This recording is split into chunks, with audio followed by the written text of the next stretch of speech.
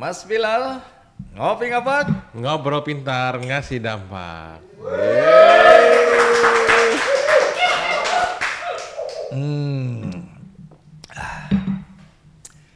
Mas Bilal, topik kita hari ini menarik ya. Menarik, Karena kita tahu ketika di Amerika dengan presidennya yang unik itu mulai menyampaikan masalah tarif, kemudian muncul perang dagang dengan China, dengan beberapa negara lah ya, bukan China aja. Kemudian yang terjadi adalah melonjaknya harga emas. Dan kita terkaget-kaget karena lonjakan emas itu nggak pernah terjadi setinggi itu ya. Betul, betul. Berapa persen itu kenaikannya? Lebih dari 30%. Lebih kalau kita lihat dari harga di akhir tahun 2024 itu lebih dari 30%. Itu mencapai titik berapa? Itu 2 juta itu, sempat mencapai titik 2 2 juta harga emas per gram. per gram, padahal di akhir tahun 2024 itu masih sekitar 1,3 1,4 Bang. Jadi benar 30-an% lah kurang lebih. Jadi kita dua nyesel ini ya. Iya, kalau gitu kita ngobrol-ngobrol dulu sama Pak Presiden Trump ya. Ini kelemahan kita kalau informasinya kurang banyak. Iya, informasinya ya. terbatas bagi kita-kita di sini. Iya, nah artinya apa? Artinya emas memang dari dulu kalau kita lihat dari ya buyut-buyut kita, emas itu memang ya tentu saja logam mulia, berharga, disimpan, selalu begitu kan. Tapi orang menganggap ya sudahlah emas itu aman, tapi kurang menarik sebagai investasi ya. Tapi belakangan kan kita lihat tren emas itu menjadi selain gaya hidup, tapi juga tren investasi. Tapi kenapa emas ini di bawah pengawasan OJK juga perdagangan emas ini? Oke, terima kasih Bang. Jadi memang benar seperti yang tadi Bang Andi bilang, memang di saat kondisi ekonomi global yang tidak pasti ya, tadi ada perang dagang, juga mungkin perang yang real antara beberapa negara, itu yang mengakibatkan orang-orang itu sedang mencari sebenarnya mereka kalau investasi yang mana sih yang aman gitu kan, karena kalau tabungan atau deposito mungkin dirasa buat mereka belum cukup, makanya mereka mencari investasi-investasi, bisa investasi saham, reksadana, dan ini memang yang terbaru yang lagi ngetren Bang, investasi emas. Nah, karena apa? Karena memang kalau kita lihat tadi seperti yang Bang Andi bilang, tren harga emas selama beberapa tahun terakhir itu naik. Jadi kita tidak melihat ini sebagai jangka pendek ya Bang ya, tapi sebagai jangka panjang. Kalau kita tarik garis belakang pada tahun 2023 itu mungkin harga masih 1 juta, 1,1.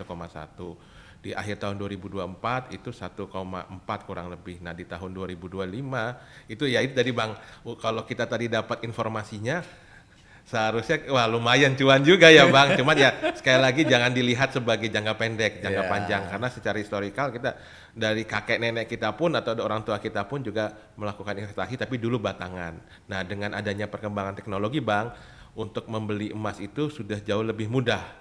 Ya kan sudah jauh lebih mudah, apalagi kami dari OJK mengeluarkan POJK 17 tahun 2024 tentang layanan kegiatan usaha bullion atau layanan terkait emas itu di tahun 2024, dan kebetulan Pak Presiden Prabowo juga meluncurkan itu, menggaungkan itu di awal tahun 2025 dengan lembaga jasa keuangan yang terlibat di awal-awal ini adalah salah satunya adalah BSI. Jadi kami memang mengeluarkan POJK 17 tahun 2024 itu untuk menjadi payung hukum Bang, karena sekali lagi kan kita pengen kalau memang layanan kegiatan usaha bullion atau layanan emas itu harus ada payung hukumnya, supaya apa? Supaya masyarakat juga terlindungi, karena memang banyak sekali juga ya kan, mungkin ada kalau mungkin beberapa tawaran-tawaran yang mungkin ilegal yang itu tidak diatur oleh kita, yang kita takutnya merugikan konsumen. Makanya kami benar-benar atur, terutama kita libatkan lembaga jasa keuangan yang memang sudah kredibel ya kan, salah satunya Bank BSI ini kan salah satu bank umum terbesar lah, 10 besar di Indonesia. Dengan adanya BSI ini harapan kami layanan jual beli emas ini sebagai salah satu lini bisnisnya dari Bank BSI ini, ataupun ada satu lagi Bank Pegadaian, itu bisa meningkatkan emas itu di Indonesia. Kita jadi tidak keluar tapi berkembang di Indonesia juga, terutama juga tentu melibatkan BUMN yang ada di Indonesia. Baik, jadi karena sekarang perdagangan emas ini juga bisa dilakukan melalui bank, maka OJK fungsinya adalah pengawasan di situ ya. Betul. Kalau dulu kan OJK tidak ngawasin perdagangan perdagangan emas ini ya. Belum secara aturan formalnya belum Ada. sedetail itulah Bang, ya kan. Dulu mungkin biasanya kita tahu pegadaian kan. Ya, kalau pegadaian itu kan memang dulu karena gadai ada emas, jadi lebih gadai emasnya untuk mendapatkan permodalan. Nah, kalau di sini dari POJK itu kita bisa macam-macam Bang. Mulai dari simpanan emas, ada pembiayaan emas, ada penitipan juga. Nah, jadi memang aturannya kita buat secara lengkap dan komprehensif sehingga aturan mainnya jelas. Tidak ada arbitrat sana sini bahwa kalau lembaga jasa keuangan mau untuk dapat kegiatan usaha bulion itu harus mengikuti aturan berlaku termasuk permodalannya Bang. Jadi nggak asal orang bank bikin usaha terus bisa ini, enggak. Ada batas minimum modalnya juga ada. Nah, itu kita atur secara resmi, termasuk juga kalau misalnya emas ini sebagai jaminan nanti berapa sebenarnya yang bisa digunakan untuk pencairan pembiayaan. Itu jadi memang diatur secara lengkap di situ, Bang. Baik, menarik ini. Jadi buat siapapun yang menonton acara ini yang ingin tahu lebih jauh tentang apa risiko-risiko dan apa keuntungan ketika kita menabung emas ya, atau menyimpan emas atau menjadikan emas sebagai investasi. Terus dibandingkan dengan produk-produk investasi yang lain, apa keunggulan dari emas ini, dan apakah kita harus punya banyak uang dulu karena emas kan harganya sekarang 1,9. Betul, sekitar 1,9 lah. Mendekati 2 juta nih. Iya, lumayan kalau harus beli 1 gram ya Bang ya. Nah, kalau kita uangnya cuma berapa? 200.000, 300.000, apakah kita bisa menabung atau berinvestasi di emas? Betul. Nah, ini juga nanti kita akan sampaikan ya. Dan tamu kita pasti orang yang tepat untuk menjelaskan hal ini. Siapa dia? Jangan dulu disebutkan. Oke, siap. Kita rehat dulu. Ngopi ngapak? Ngobrol pintar ngasih dampak.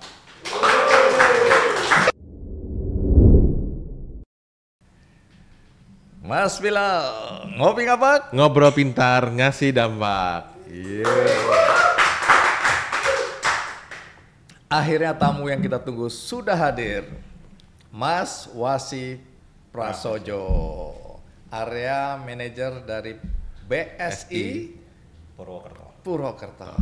Itu sebutnya cabang atau area? Oh, area Purwokerto. Baik, tentu yang pertama tadi kan udah disebutkan oleh Mas Bilal soal peran yang dimainkan oleh BSI dan lembaga-lembaga keuangan lain yang juga memperdagangkan atau menjual belikan emas. Tapi BSI, mungkin sebagian orang belum mengenal dengan baik BSI. Sebutkan ringkas profil BSI. Baik Bang Ali, memang BSI ini lahir sejak 1 Februari 2021. Tepatnya penggabungan dari 3 bank milik pemerintah ya. Ada Bank Syariah Mandiri, Bank BNI Syariah, kemudian Bank BRI Syariah. Dan alhamdulillah sampai dengan saat ini kita terus tumbuh menjadi salah satu dari top 10 Islamic Bank yang ada di Indonesia. Nah, jadi di Purwokerto saya kenalkan sedikit Bang Andi, area Purwokerto ini kita ada 16 cabang yang bisa melayani seluruh masyarakat Banyumas Raya, termasuk di Kebumen, Gombong, Aji Barang, Bumayu sampai dengan Wonosobo dan Cilacap. Jadi insya Allah masyarakat akan terlayani dengan gampang dengan jaringan Bank Syariah Indonesia yang cukup memadai di Banyumas Raya dan sekitarnya. Gitu Bang Andi. Kalau dalam konteks jual beli investasi emas, alhamdulillah BSI apa? Iya, sejak Februari 2025 ini POJK sudah menerbitkan izin buat Bank Syariah Indonesia untuk menjalankan bisnis atau layanan terkait dengan emas, logam mulia. Dalam hal ini memang yang bisa dilakukan oleh Bank Syariah Indonesia saat ini baru 2 dari 4 yang bisa ya. Bullion Bank itu kan ada 4 layanan Bang Andi. Jadi ada penitipan emas, simpanan emas, perdagangan emas, dan pembiayaan emas. Yang bisa dilakukan oleh Bullion Bank di Indonesia saat ini dalam hal ini Bank Syariah Indonesia baru penitipan emas dan perdagangan emas. Jadi 2 item itu. Jadi sampai dengan saat ini kami sudah menjalankan 2 layanan itu yang memang sudah mendapatkan izin dari OJK. Gitu Bang Andi. Baik, menarik. Tentu yang jadi pertanyaan masyarakat, seberapa menariknya kalau kita invest di emas ini? Nah, jadi memang apalagi sekarang ini Bang Andi ya, memang kan kita lihat masyarakat ya FOMO ya terkait dengan emas karena memang di bulan Maret, Kami April, berdua ini FOMO. Iya. termasuk saya juga nih Bang Adi. Iya. Karena di beberapa bulan terakhir ini khususnya di Maret dan April kan memang emas itu melonjak sangat signifikan. Bahkan tadi emas itu bisa mencapai harga 2 jutaan per gram. Jadi ya orang takut ketinggalan akhirnya beli. Itu menambah harga emas kan menjadi lebih tinggi karena terkaitan dengan hukum ekonomi supply and demand gitu ya. Meskipun emas ini tidak bisa dimainkan harganya gitu. Jadi dari situ masyarakat tentunya lebih sangat ingin lagi berinvestasi. Nah, oleh karena itu kehadiran POJK yang membolehkan bank bertransaksi emas itu lebih memudahkan masyarakat, Bang Andi. Artinya ya tadi kalau misalnya harus kalau dulu kita tahunya beli emas di toko emas, di tempat lain, sekarang tidak perlu datang ke toko, bahkan datang ke bank, bahkan bisa dari rumah untuk kita bisa jual beli emas gitu Bang Andi. Dari rumah itu maksudnya apa? Dari rumah dalam artian ketika kita membuka tabungan digital untuk emas, kita download aplikasi yang ada di bank tersebut, dalam hal ini Bank Syariah Indonesia, kita punya aplikasi yang kita bisa transaksi di situ Bang Andi. Artinya bank itu dalam genggaman tangan untuk transaksi jual beli emas. Tidak pernah tutup sepanjang memang ada internetnya Bang Di ya. Jadi kita tidak takut ketinggalan harga emas. Di rumah kita udah bisa secara digital ini ya menabung emas. Dan yang lebih menarik lagi Bang Andi, bayangan kita kan tadi kalau emas itu investasi berapa ya, kita harus punya uang 1 gram aja 2 juta. Betul. Padahal kita mungkin menyisihkan uang pendapatan kita bulanan mungkin di bawah 500 ribu sehingga ya hanya uang itu yang bisa kita investasikan emas. Nah dengan digital emas ini kita bisa investasi di awal itu bahkan hanya 200 ribu. Itu batas minimal atau kalau saya punya 100 ribu bisa nggak? Untuk bukan awal, selebihnya boleh. Oh, okay. Selebihnya jadi boleh. Awalnya 200 ribu. Kurang lebih setara 0,1 gram. 0,1 gram. Ya, selebih nanti kita boleh mau nabung 100 ribu, 500 ribu. Kalaupun kita beli secara gram aja pun boleh, 1 gram, 2 gram, bisa dengan emas digital tadi, bahkan dari rumah gitu Bang Andi. Baik, ini memudahkan masyarakat ya untuk menabung dalam bentuk emas sebenarnya. Nanti waktu di tanda kutip, kalau misalnya saya bilang saya mau uangkan atau saya mau ambil emas saya bisa itu? Loh, bisa sekali Bang Andi. Jadi justru dengan emas digital itu memudahkan masyarakat untuk jual beli emas. Bahkan kita pun bisa melakukan perdagangan emas sendiri. Ketika harga naik, kita rasa sudah dapat untung, kita jual. Bahkan tanpa kita pegang emasnya pun bisa, karena memang digital. Tetapi ketika kita membutuhkan emas fisik, karena kita nggak yakin nih, kita pengen pegang emasnya, bisa juga Bang Andi. Tinggal nanti pilih cabang terdekat, kita cetak emas fisiknya, kita ambil di cabang tersebut. Tentunya memang ada biaya cetaknya Bang Andi, tergantung dengan gramase emas yang akan kita ambil, gitu Bang Andi. Baik, ini soal emas kan orang membayangkan bentuk fisiknya ya. Betul. Nah, selama ini kan OJK membuat masyarakat merasa aman karena ada pengawasan di situ. Tapi ini kan biasanya kita bicara soal uang. Betul. Ya, baik di perbankan, lembaga keuangan, non-bank dan lain-lain. Tapi dalam konteks pengawasan emas ini apa yang bisa Pak Bilal jelaskan kepada masyarakat bahwa aman kok ini, jangan terlalu khawatir. Ya. Nah, itu bagaimana penjelasan dan pengawasannya? Oke Bang, jadi memang kan kalau kami dalam hal fungsi pengawasan lembaga jasa keuangan, khususnya Bang, itu kami melakukan yang namanya pengawasan onsite Bang, pengawasan langsung datang ke banknya tersebut. Nah, dalam melakukan pengawasan onsite itu, kami akan melihat bagaimana operasionalisasi bisnis dari perusahaan tersebut atau bank tersebut, termasuk tadi layanan emasnya. Jadi kita akan kita harus memastikan bahwa harus sesuai nih dengan POJK yang telah kami terbitkan. Mulai dari bagaimana operasionalisasinya, terus tadi kan saya bilang tuh ada batasan-batasan mulai dari permodalannya, terus dari teknologi informasinya tadi, apalagi kalau dari BSI kan dia punya apps mobile banking kan, termasuk juga dari ini sebenarnya harga emasnya patokannya kemana. Nah itu kita awasi dan kita pastikan itu tidak sampai miss lah, karena tentu saja bisnis bank itu kan bisnis kepercayaan ya Bang. Jadi kita memang harus memastikan bahwa operasionalisasi kegiatan bank khususnya untuk layanan emas ini sudah sesuai dengan POJK yang kami terbitkan. Harapannya masyarakat juga bisa terlindungi. Selain tadi dari fungsi pengawasan Bang, memang selama tahun 2025 ini dalam rangka fungsi sosialisasi dan edukasi kami Bang, kami juga sudah mulai melakukan edukasi terkait dengan layanan emas ini, terutama kepada masyarakat, apalagi ibu-ibu ya. Jadi kita ke beberapa tempat itu, kemarin kita waktu di Banyumas dan juga di Purbalingga, kita TOT kepada ibu-ibu itu PKK. Ya kita salah satunya itu. Kenapa? Karena memang ibu-ibu kan sebagai Menteri Keuangan ini kan biasanya mikir, saya taruh di tabungan, apa deposito, apa emas. Nah kita juga melakukan sosialisasi, memberitahu manfaatnya apa, resikonya apa, supaya lebih paham lah. Jadi harapannya kita secara pengawasan kita lakukan dengan baik, termasuk bagaimana kita memastikan operasionalisasinya berjalan dengan baik, tapi kita juga harus memberikan sosialisasi dan edukasi kepada masyarakat bahwa ini salah satu alternatif investasi tapi jangka panjang. Kalau misalnya mau umroh atau mau haji, ya kan sekarang kan haji lumayan ya Bang ya, apalagi ada waktu tunggunya. Nah dengan kita berinvestasi di emas, itu mungkin nanti Pak Wasi bisa cerita bahwa sebenarnya dari beberapa tahun terakhir kita tarik, sebenarnya kalau misalnya sekarang kan biaya haji kalau harus dibayar sekitar 50-an juta ya. 56 ya. Kalau kita konversi ke emas, sebenarnya emasnya makin lama makin kecil ya. Nggak sampai 30 gram. Iya, jadi mungkin tahun lalu, beberapa tahun lalu, contoh nanti mungkin Pak Wasi bisa cerita, misalnya dulu dengan 50 gram kita bisa berangkat ke emas, sekarang tinggal 30 gram aja kita bisa. Jadi investasi yang istilahnya bingung deposito atau tabungan, tapi ini ada nih yang kita tidak perlu pantau sehari-hari. Kalau saham kan kita pantau sehari-hari kan, kalau tiba-tiba merah kita deg-degan. Kalau ini ya kita lihat dari beberapa tahun terakhir itu bisa dijadikan lindung nilai untuk tujuan-tujuan tertentu. Sekali lagi jangka panjang atau minimal jangka menengah ya Pak Wasi ya. Gitu. Baik, mungkin emas sebagai produk investasi ya, apa keunggulannya dibandingkan produk-produk investasi yang lain?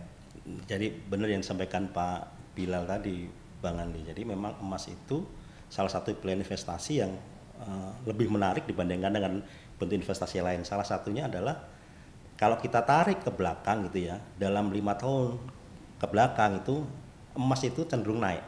Jadi kalau kita boleh rata-rata di atas 20% per tahunnya. Tapi memang pilihannya adalah jangka menengah dan jangka panjang. Emas tidak untuk tujuan jangka pendek.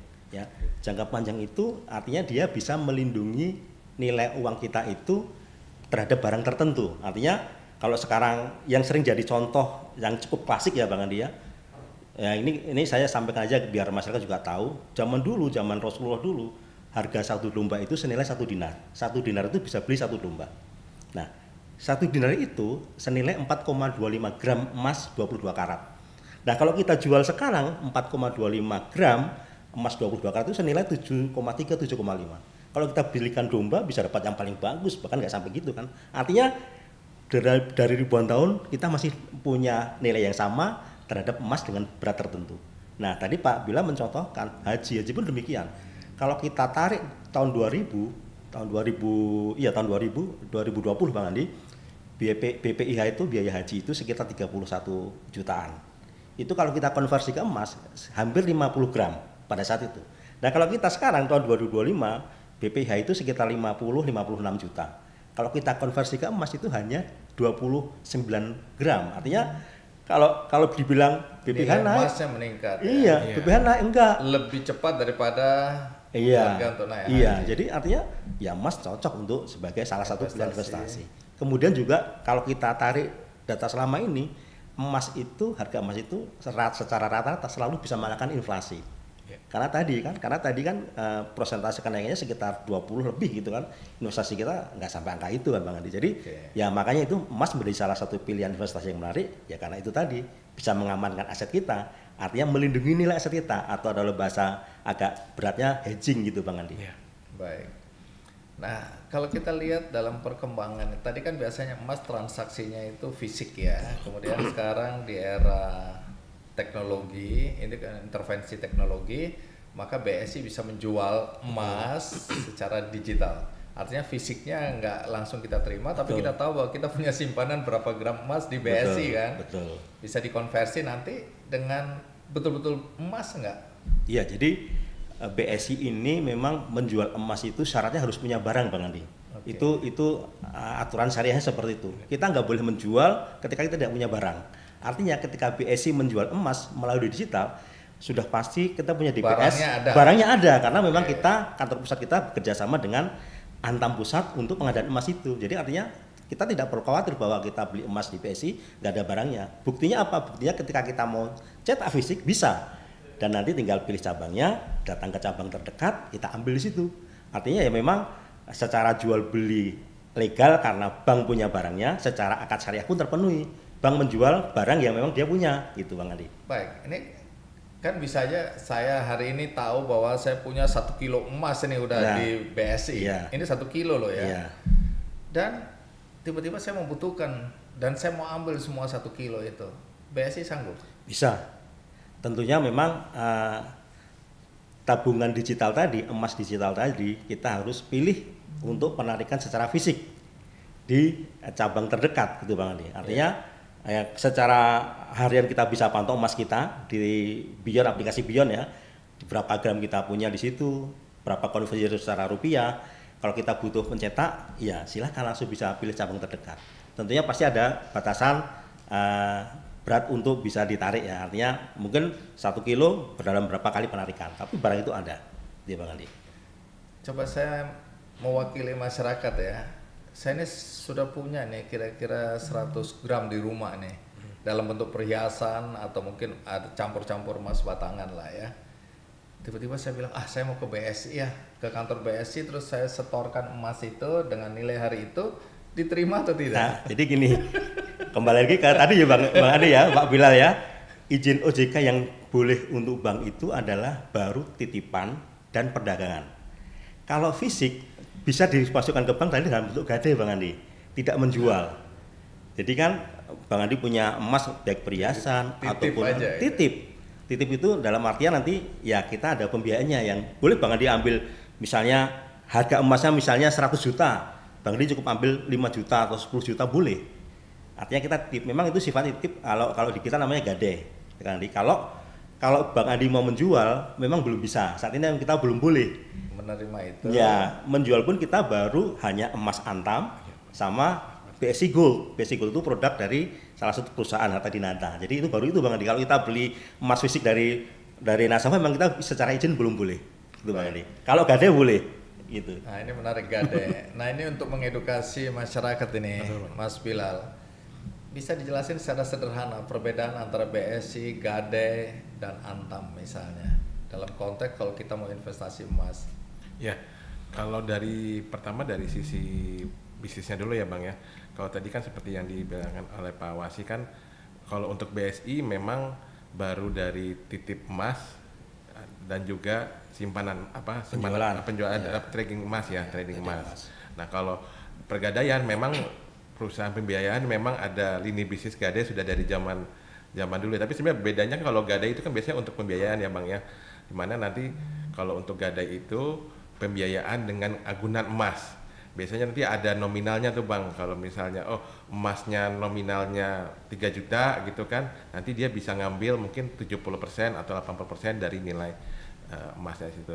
Nah, kalau Antam sendiri sebenarnya Antam itu pihaknya sebagai supplier dari emasnya itu. Karena memang kan salah satu yang terpercaya ya untuk dalam produksi emas, walaupun ada perusahaan-perusahaan lain, tapi Antam tuh yang BUMN yang terpercaya untuk produksi emas. Jadi nanti baik Pegadaian maupun BSI itu nanti tentu saja akan bekerja sama ya, ada PKS-nya pasti ya Pak Wasi ya, tentang bagaimana nanti mulai dari patokan harganya, nanti tadi Pak Wasi bilang proses untuk konversinya SLA-nya berapa lama, karena pasti kan masyarakat tentu kadang-kadang kalau belum melihat fisik itu belum yakin gitu ya, sehingga tetap harus ada SLA-nya supaya tetap yakin bahwa kalau nanti dikonversikan dalam bentuk batangan itu masyarakat bisa menerima. Tadi Pak Wasid, jangka waktunya mungkin tergantung berapa banyak yang dikonversi. Kalau 1 kilo emas kan banyak gitu kan, tapi kalau misalnya 5 gram mungkin dalam waktu 2 minggu sampai 1 bulan gitu kan, emas itu sudah bisa diterima. Karena memang prosesnya tetap harus ada menghubungi Antam nanti mengirimkan ke kantor pusat, baru dikirimkan ke kantor cabang. Mungkin itu Bang Andi. Nah, yang menarik kan bukan saja BSI ya yang kita lihat menawarkan investasi ini, tapi saya lihat ada beberapa fintech juga menawarkan ya. Ada yang soal perizinan ini sebelum sampai ke yang ilegal, karena saya dengar ada gold futures misalnya, ada juga yang nawarin dengan bentuk penamaan yang kelihatannya investasi emas, tapi fintech legal ini diizinkan juga ya untuk perdagangan digital ini emas. Kalau untuk lembaga jasa keuangan, memang yang diberikan layanan emas itu ada dua, Bang. Bank Syariah Indonesia (BSI) dan Pegadaian, ya kan.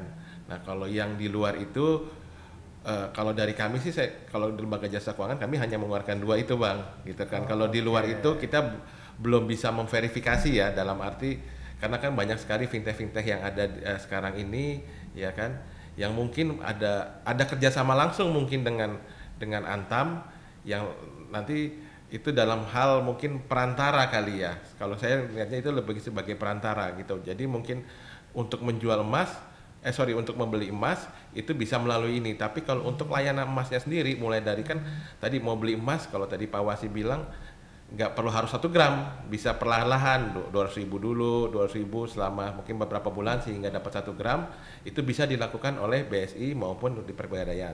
Tapi kalau di fintech tertentu, nah itu mungkin batasannya mungkin langsung kerjasamanya dengan Antam, Bang. Gitu. Karena kalau fintech yang kami awasi itu biasanya lebih fintech untuk yang pembiayaan.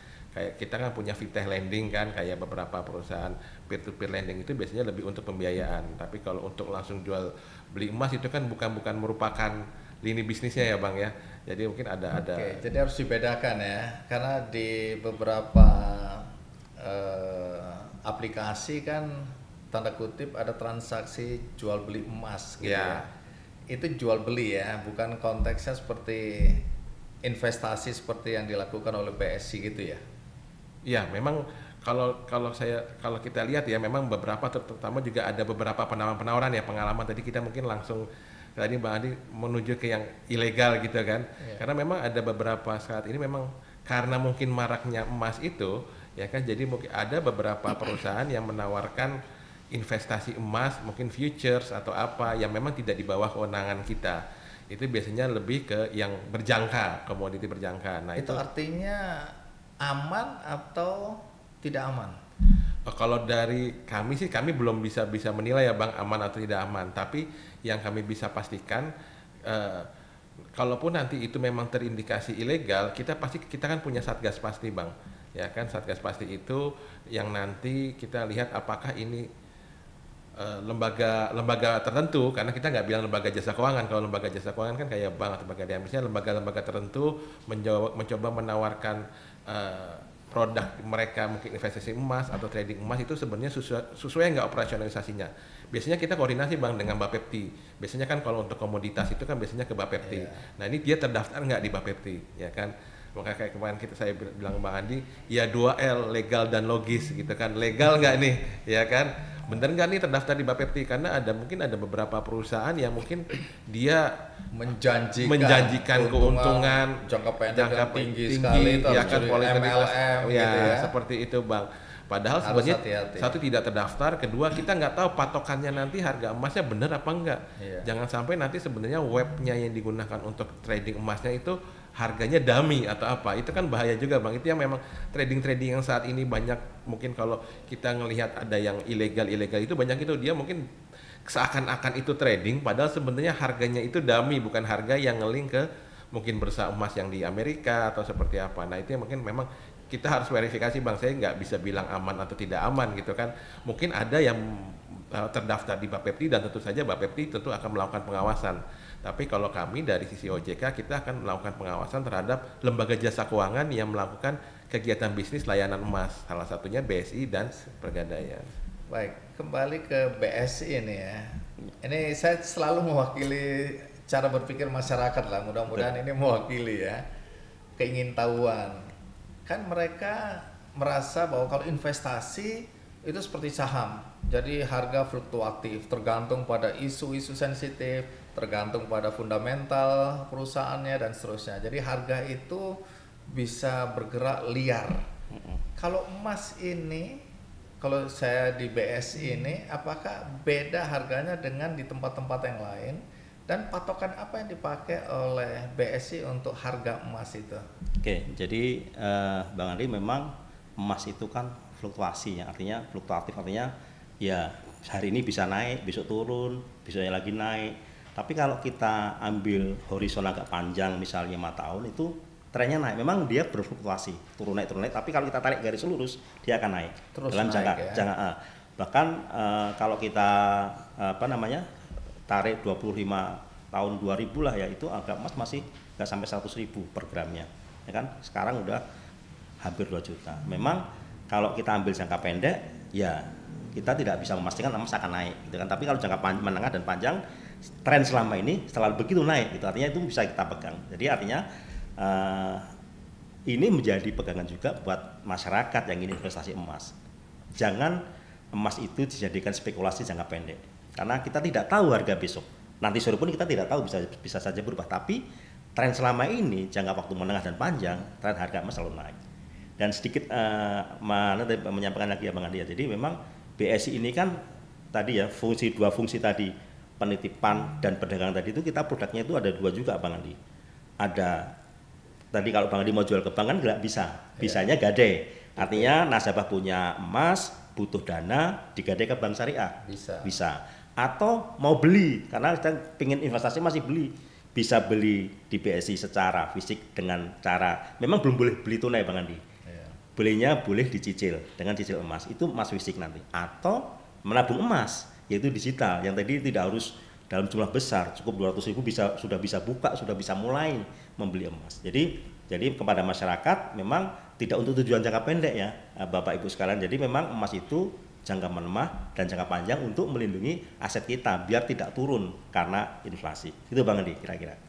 Baik, menarik. Mungkin tambahan informasi dari OJK ya tentang risiko-risiko yang juga harus disampaikan kepada masyarakat berkaitan dengan kalau dia mau invest emas. Apa risiko yang menurut OJK harus menjadi concern dari siapapun yang ingin membeli atau menabung emas? Iya, kalau dari kami sih Bang, tentu masyarakat yang ingin melakukan nabung emas atau investasi emas itu tentu pertama kali harus tahu fitur dari produknya dulu.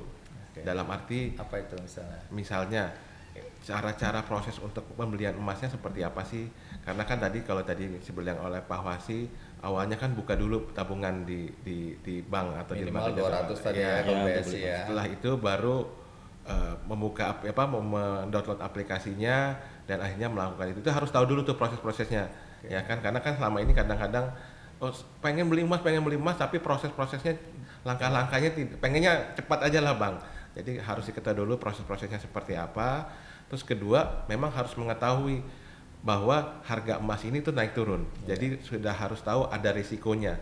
Jadi harus dipahami itu ada risiko untuk turunnya juga. Makanya tadi Pak Wasi bilang ini investasinya jangka panjang. Tidak cocok untuk jangka pendek ya. Investasinya jangka panjang. Jadi kalau memang quick yield itu nggak bisa di sini ya kan, jangka panjang, sehingga mau nggak mau memang horizonnya harus jauh-jauh. Jadi bukan untuk trading besok atau lusa, tapi memang untuk mungkin kebutuhan tertentu lah. Jadi harus punya goalsnya. Ini sebenarnya investasi emas itu buat apa? Itu lebih bagus Bang kalau kita punya goals, kita nggak akan tergoda tuh untuk misalnya dicairin udah lumayan cuannya gitu kan. Nah, yang ketiga harus tahu juga bahwa kalaupun nanti mau dijual belikan caranya gimana ya kan. Jadi proses untuk jual belinya gimana. Tadi Pak Wasi sudah bilang bahwa bisa langsung melalui aplikasi itu, atau juga bisa mungkin kalau pengen dikonversi batangan juga bisa. Jadi proses-proses itu harus dipahami, dan yang paling penting memang ya harus siap kalau misalnya itu harganya mengalami turun, memang harus siap rugi juga. Tapi selama ini tadi yang dibilang oleh Pak Wasi, trennya dari 3 sampai 5 tahun terakhir itu naik ya kan 10 sampai 20%. Bahkan ya tahun ini memang kita karena ketinggalan berita ya Bang ya. Ternyata naiknya bisa 30-40%. Nah, jadi kalau saran dari kami untuk seluruh investasi ya tuh pertama pasti tentu saja pastikan juga lembaga jasa keuangannya ya kan. Lembaga jasa keuangannya harus legal. Nah, di sini di OJK kita untuk layanan emas ini kita kasih 2 kepada BSI dan Pegadaian.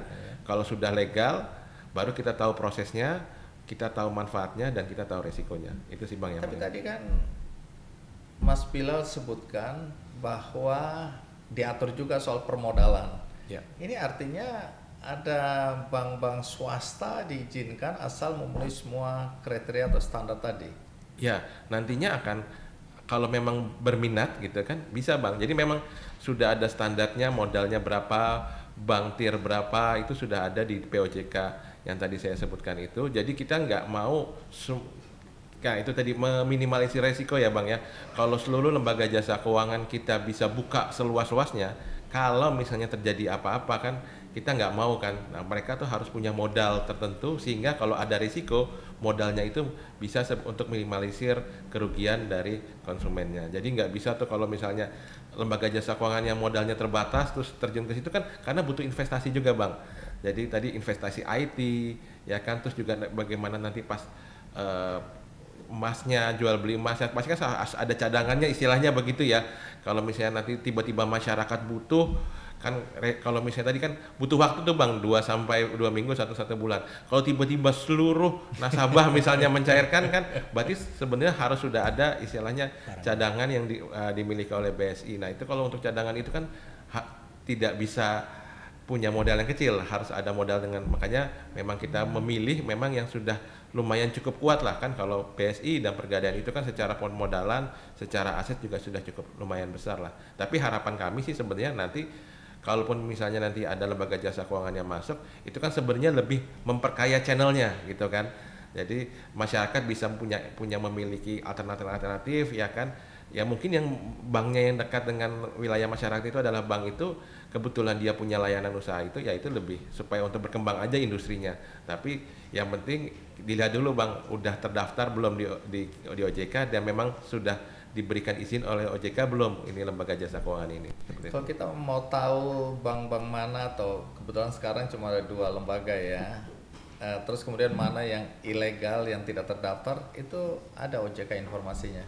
Ada Bang, jadi memang kita tentu bisa tanya ke IG kita ya, atau layanan WA kita di 157. Jadi nanti kalau misalnya ketik WA kita nanti mungkin bisa 157. Iya, bisa ditulis nanti di YouTube itu di layar. Itu tinggal tanya aja ke WA kami, WA 157 itu. Misalnya Bank Syariah Indonesia layanan emas. Nanti akan dijawab tuh apakah dia terdaftar atau tidak. Begitu juga misalnya ilegal, misalnya ada PT ABC, apakah ini lembaga jasa keuangan atau enggak, nanti akan terjawab, oh ini iya terdaftar di OJK, punya layanan apa, iya, atau ini tidak terdaftar tidak terdaftar di OJK sebagai lembaga jasa keuangan. Nah itu memang paling penting karena memang maraknya lembaga jasa keuangan yang ilegal ini, mau nggak mau kalau kita masyarakat telepon atau apa kan mungkin banyak sekali ya Bang, di kami aja Bang, mungkin di luar emas ya. Pengaduan yang datang ke kami aja selama setengah tahun terakhir itu hampir 600 pengaduan, ya kan? Itu kalau hanya Purwokerto, kalau satu Indonesia mungkin bisa lebih gede. Oh ini ceritanya hanya satu Purwokerto? Satu Purwokerto Bang, 600 pengaduan yang datang selama 6 bulan terakhir. Tapi itu macam-macam Bang, ada terkait selik, terkait agunan dan sebagainya.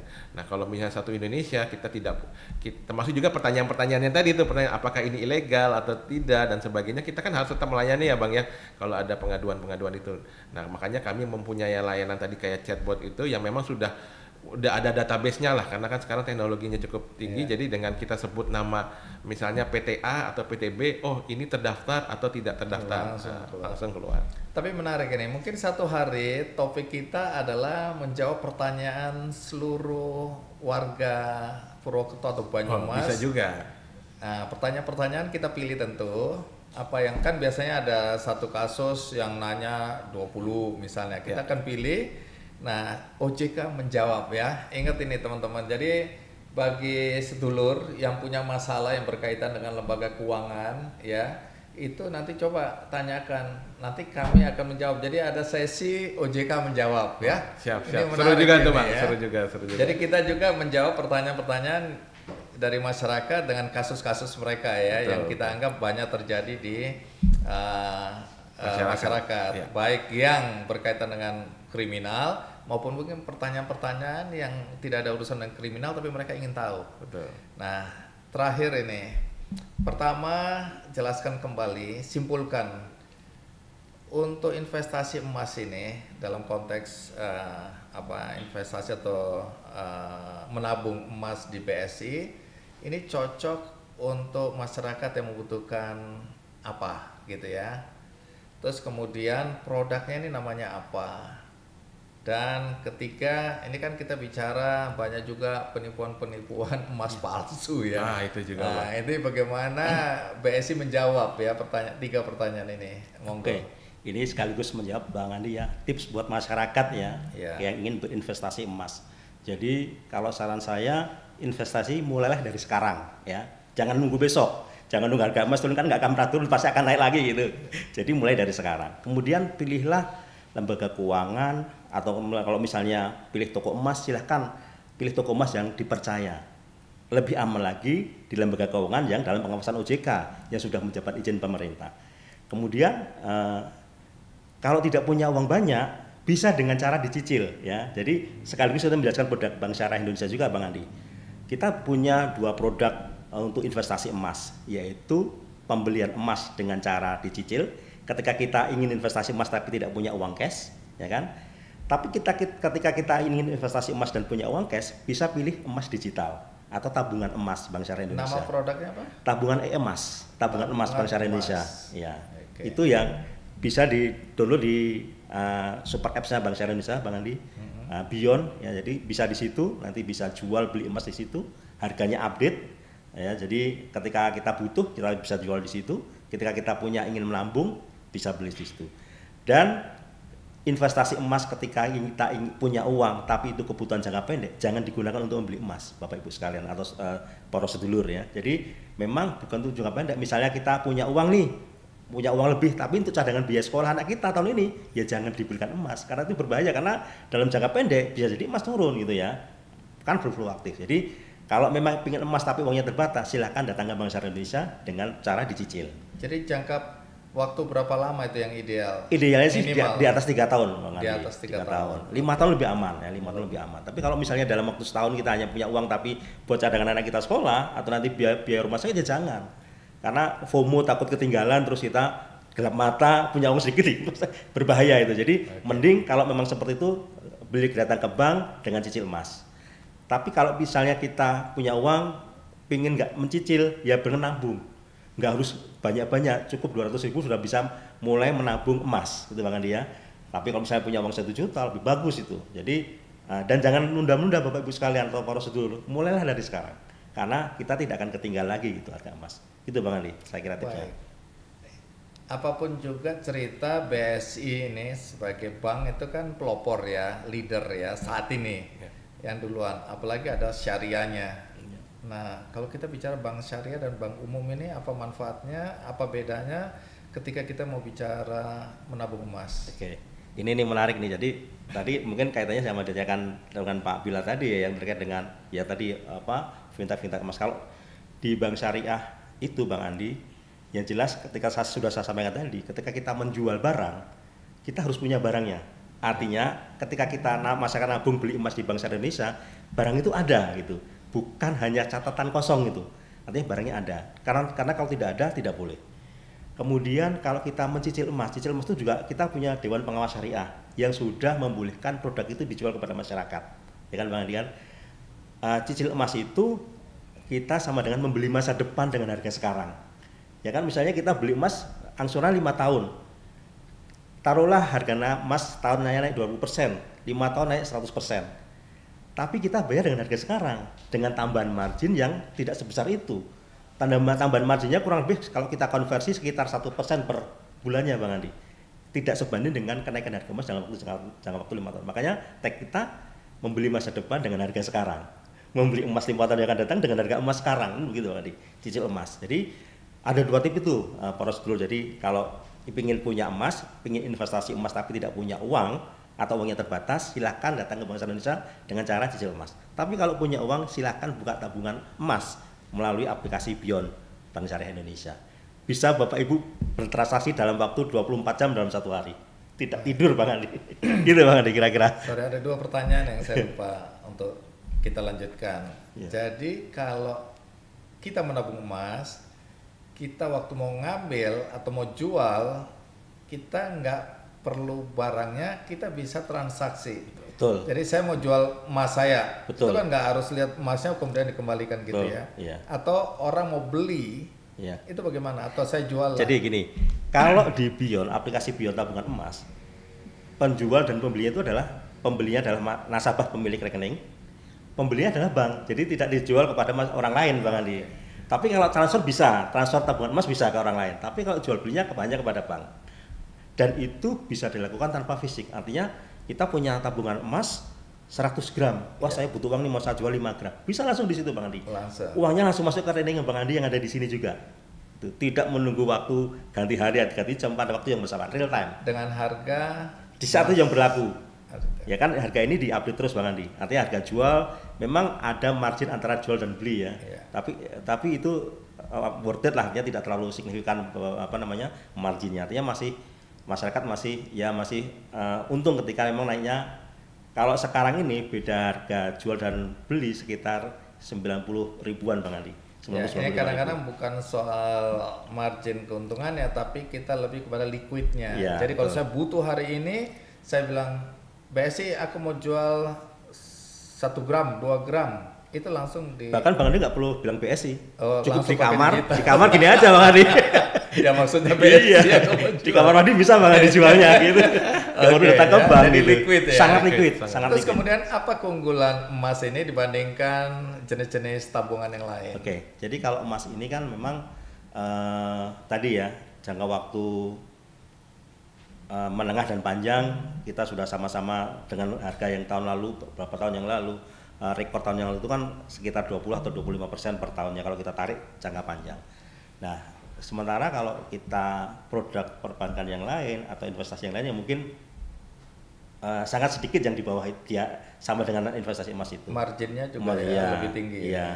Kemudian kita juga bisa sewaktu-waktu ketika butuh cash bisa segera lepas ya. Artinya kalau kita investasi, apalagi investasi misalnya reksadana, itu harga fluktuasi ketika kita mau jual turun, jatuh temponya, deposito juga ada jatuh temponya Bang Di. Apalagi kalau kita investasi dalam bentuk fisik yang orang-orang itu kita lakukan dulu, sertifikat tanah, ya kan, tidak bisa sedikit, jualnya juga tidak liquid, gitu kan ya. Jadi artinya memang emas ini punya banyak kelebihan dibandingkan dengan investasi yang lain. Kemudian juga satu lagi nih yang menarik Bang Andi, kalau kita ya sudah umum di masyarakat kita, harga saham bisa digoyang-goyang, bisa digoyang. Emas ini kan karena memang emas ini kan harganya internasional, artinya inflasi tenang. Iya, dia tidak bisa digoreng harganya Bang Andi.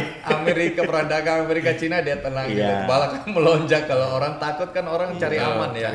Cari aman ya beli emas. Safe haven kan jadinya kan. Iya, safe haven itu. Jadi ya artinya memang sangat menarik pilihan emas dibandingkan dan juga tidak perlu uang banyak untuk investasi emas. Baik, gitu, jangan berpikir bahwa itu minimal harus 2 juta, 1 gram ya. Tidak kita. Baik, terima kasih Mas Fasi, dan penutup Mas Bilal, apa yang penting Anda sampaikan dari diskusi kita hari ini? Ya, sekali lagi mungkin kami sampaikan kepada poros dulur ya, untuk dalam melakukan investasi, khususnya investasi emas, tentukan goalsnya, ini digunakan nanti investasinya emas untuk apa, supaya kita nanti tidak tergoda, ya kan? Karena kalau tidak ada tujuan, nanti kalau ngelihat cuan dikit langsung dijual. Kedua, tentu saja pahami tadi manfaatnya apa, risikonya apa, dan prosesnya apa. Kalau memang belum bingung, datang aja tadi salah satunya ke BSI ataupun ke Pegadaian supaya jauh lebih paham, sehingga nanti pas melakukan transaksi tadi seperti dikatakan oleh Pak Wasi, kalau mau jual atau mau beli bisa melalui handphone, jadi sebenarnya jauh lebih mudah kan, asal kita tahu bagaimana cara melakukan transaksinya. Itu dua itu Bang menurut saya yang paling penting, sehingga masyarakat paham manfaatnya apa, risikonya apa, dan prosesnya seperti apa. Baik, menarik. Di ujung ini saya harus mengaku juga bahwa istri saya ini adalah penabung emas, tapi dia fisik. Dan kemarin dia senyum-senyum karena dia mendapatkan cuan yang besar biasa. Dia bilang, tahu nggak sekarang berapa nilai emas yang kita simpan? Saya nggak tahu sama sekali berapa banyak, tapi dia bilang, udahlah pokoknya kamu beruntung nikah sama aku. Ya, ini ada kecemburuan sosial. Baik, menarik sekali hari ini ya, ada sedikit perspektif kita melihat bagaimana ada alternatif ketika kita menabung, apalagi untuk jangka tadi 3 atau 5 tahun, dan ini kalau digunakan untuk persiapan naik haji juga paling tepat dan macam-macam manfaat. Baik, tiada pesta yang tidak berakhir Mas Bilal, kita harus akhiri diskusi kita atau obrolan kita hari ini. Ngopi ngapat? Ngobrol pintar, ngasih dampak. Senang bisa berbagi.